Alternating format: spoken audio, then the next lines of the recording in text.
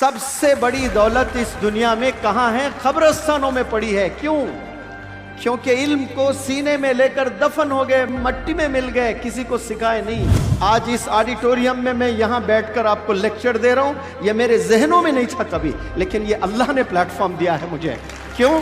मैंने मेरे नॉलेज को शेयर किया है आप लोगों के साथ और दुनिया वालों के साथ। एक कदम तू आगे बढ़ा, मैं तेरे 10 कदम आऊंगा। तू मेरे राह पर 1 रुपया खर्च, मैं तुझे माला माल कर दूंगा। अल्लाह कभी रखेगा नहीं, लेकिन हम लोग जमा जमा जमा जमा करके मर जाते हैं। जो आप जवानी में समझ रहे थे अरे ये किताबों का कीड़ा है, ये कुछ भी नहीं हो रहा है इसके साथ में, हम देखो कितना एंजॉय कर रहे हैं लाइफ को। आप एंजॉय ज़रूर कर रहे हो, लेकिन शॉर्ट पीरियड ऑफ टाइम के लिए कर रहे हो।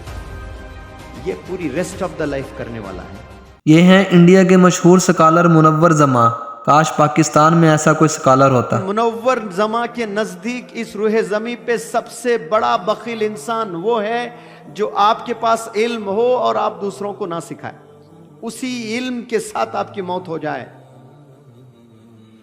ये सबसे बड़ा बखील इंसान है।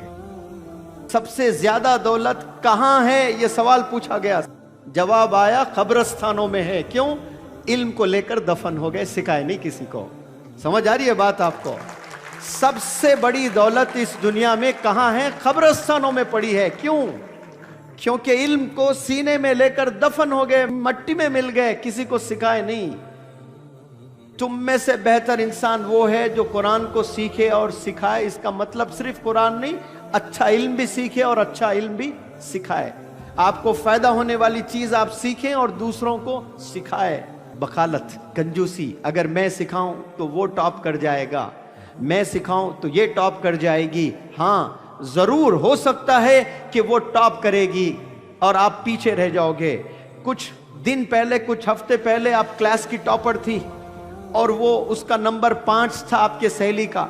आपने अपना इल्म उसको शेयर किया और वो आपसे भारी हो गई, ऊपर आ गई। कसम खुदा की वो क्लास की टॉपर है, लेकिन कुछ दिनों के बाद आप दुनिया में टॉपर बनोगे। वो सिर्फ एक क्लास की टॉपर बनी, आपको अल्लाह ऐसे अपॉर्चुनिटीज देगा, वो छोटी जॉब करती रहेगी, आपको एमएनसी की लीडर बनी भी रहेंगी। ये शेयरिंग की खूबसूरती है। आप जब अपनी चीज किसी को देते हैं, कसम खुदा की अल्लाह कभी रखेगा नहीं, आपको रिटर्न करना ही करना है। अल्लाह को अपॉर्चुनिटीज के शक्ल में अल्लाह सुब्हानहू व तआला आपको देगा।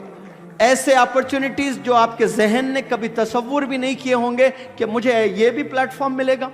आज इस ऑडिटोरियम में मैं यहाँ बैठकर आपको लेक्चर दे रहा हूँ, ये मेरे जहनों में नहीं था कभी, लेकिन ये अल्लाह ने प्लेटफॉर्म दिया है मुझे।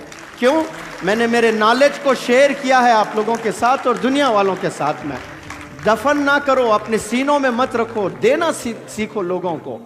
ये देने का कमाल है। लोग रख लेते हैं चीज़ों को, जो आप लुटाओगे। 1 कदम तू आगे बढ़ा, मैं तेरे 10 कदम आऊंगा। तू मेरे राह पर 1 रुपया खर्च, मैं तुझे माला माल कर दूंगा। अल्लाह कभी रखेगा नहीं, लेकिन हम लोग जमा जमा जमा जमा करके मर जाते हैं।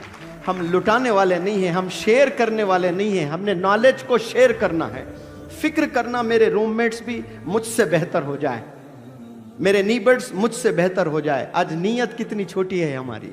आप सिखाने से वो जरूर उस साल टॉप हो सकता है, जिंदगी भर टॉप कौन रहेंगे? शेयर करने वाला। और ये जो बंदा शेयर करता है ना, उसको परफेक्शन यानी टोटल परफेक्शन मिलता है। उसको क्या मिलता है? टोटल परफेक्शन आ जाता है उसमें। वो स्लम का बच्चा है, गरीब है, सुबह नाश्ता करता है, मालूम नहीं कि रात का खाना मैसर है कि नहीं है उसको। रात में खाकर सोता है, मालूम नहीं कि सुबह का नाश्ता मैसर है नहीं उसके जिंदगी में। लेकिन वो टोटल परफेक्शन के साथ अपनी झोपड़पट्टी से निकलकर बाहर कदम रखता है तो अल्लाह का एक इनाम होता है वहां, और एक सवारी की शक्ल में इनाम होता है। वो रोल्स रॉयस नहीं है, वो मर्सिडीज बेंज नहीं है, वो रेंज रोवर नहीं है, वो बेंटली नहीं है। उस सवारी का नाम है कॉन्फिडेंस। और उस पर जो भी सवार होते हैं वो सीधे मंजिल तक पहुंच जाते हैं, और इस मंजिल का नाम, प्यारे बच्चों, सक्सेस है। अब बीच में कितने डिस्ट्रैक्शंस आ रहे हैं हम लोग के, बताओ। इस तरह से लाइफ कोई नौजवान गुजार रहा है? बताएं मुझे, कोई गुजार रहा है? अब सक्सेस मिलने के बाद क्या है? उसने मर्सिडीज खरीदी, गाड़ी पसंद नहीं आई, हटा दिया उसने। BMW पसंद नहीं आई, रोल्स रॉयस ले रहा है। क्यों? उसके पास उतनी दौलत आ रही है। और दूसरे जो गुजरते गाड़ियों को देखते रहते, अब branded Mercedes, BMW, Bentley, range rover, खाली बोलने वाले बन जाते हैं वो लोग, देखने वाले बन जाते हैं। ये लोग उस पर सवार होते हैं। ये फर्क होता है।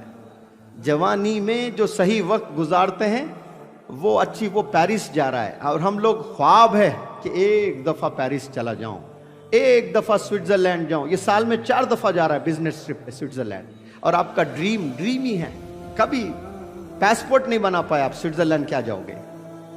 लेकिन आप ही का साथी ये जो चीजों पे चला, वो स्विट्जरलैंड भी जा रहा है, वो उमरा भी जा रहा है, वो बेंटली पे भी घूम रहा है, वो रोल्स रॉयस पे भी घूम रहा है, हर चीज कर रहा है वो।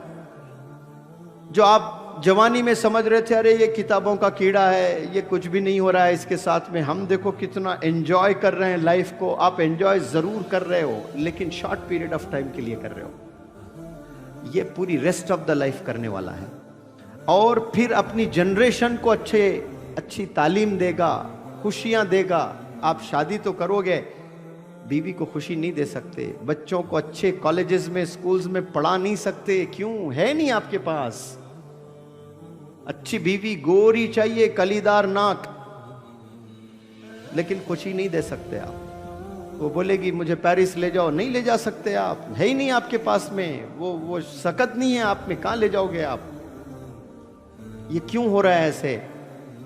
सिर्फ और सिर्फ अपनी जवानी को सही इस्तेमाल नहीं करने की वजह से। मैं उम्मीद करता हूं कि मेरे इस लेक्चर को आप अपने जहन में 25 साल तक कम से कम बिठा लें, क्योंकि आप मास्टर्स करेंगे, PhD करेंगे, MPhil करेंगे, तब तक तो ये जहन में रख लें इंशाअल्लाह। समझ आ रही है बात?